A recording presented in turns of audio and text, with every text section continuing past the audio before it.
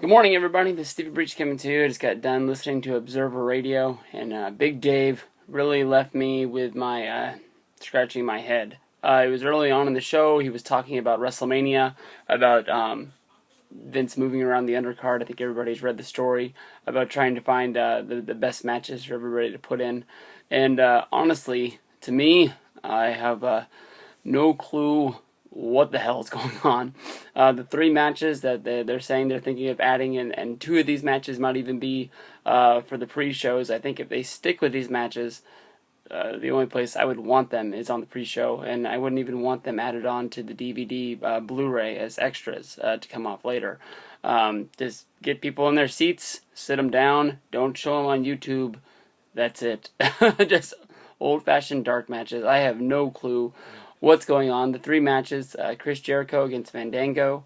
We have Big E and Dolph Ziggler going up against Team Hell No for the tag team titles.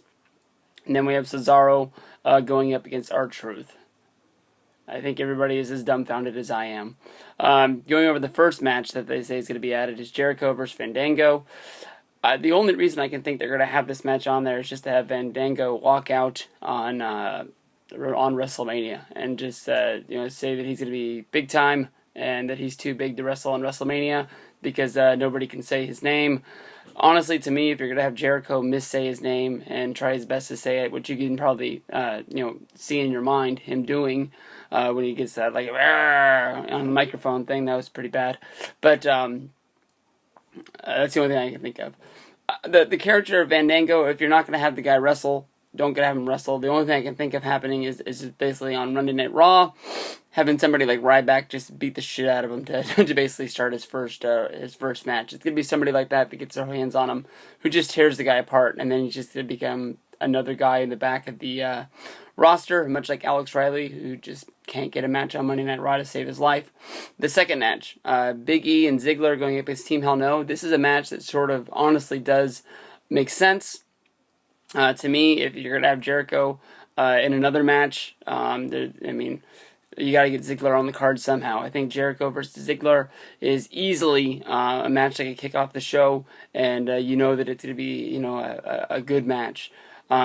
Jericho coming back to the WWE and being put in this match against Fandango, a match that's probably not even going to happen on WrestleMania or be stuck on the WrestleMania pre-show, just makes me scratch my head why you would bring Jericho back and not have him show his talents against a guy like Dolph Ziggler.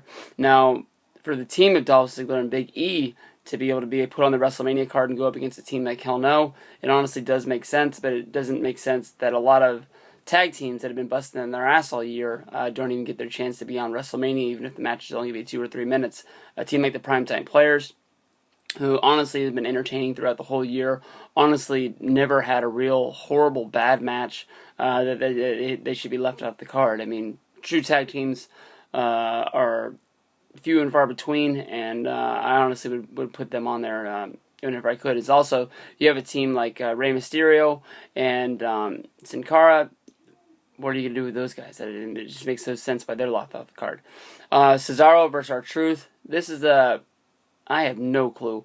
It would make sense maybe if R-Truth was coming back for the first time, but I believe he's already made his comeback when he came down on Raw and he saved Kofi Kingston from being beat down by the Rhodes Scholars when they were trying to outnumber him 2-on-1. R-Truth got hurt in the last match against Cesaro. They've already had 2 matches this year on pay-per-view. One at Survivor Series, one at the TLC pay-per-view. Both of those matches nobody cared about. One edition of Monday Night Raw, R-Truth in a non-title match did beat Cesaro, but there's no reason in the world this should be on TV. Cesaro just lost last week on Main Event. I don't know if most people watch this, but in a damn good match against Sin Cara. Why Sin Cara would go from winning a match on Main Event in a non-title match against the United States Champion to just basically not even being in the title picture makes me scratch my head and just makes me just not understand what in the hell they're doing on that show. Main Event is one of my favorite shows to watch on TV. I think it's awesome they put it on Hulu Plus. One of the biggest pluses of the show is that it's only 1 hour. But if it's not going to relate to anything, it might as well just be superstars, just with more big name talent on it. If you're just going to put 2 guys out there and have a match, why do you have one guy beat the other guy in a non-title match if it doesn't mean anything? It just makes me scratch my head and change my mind. All three of these matches on WrestleMania, I have no clue what the hell they're doing. WrestleMania, to me, already has 5 real big matches to it. Maybe you can say 4 if you don't count the World Heavyweight Championship match. But it doesn't need a whole lot of help. It just needs to try to get these guys on the card. And they didn't really build a strong storyline like they did last year. They have a 10-man tag where it was SmackDown versus Raw, or Team Teddy versus Team Laurinaitis. So where we go from here, I have no idea.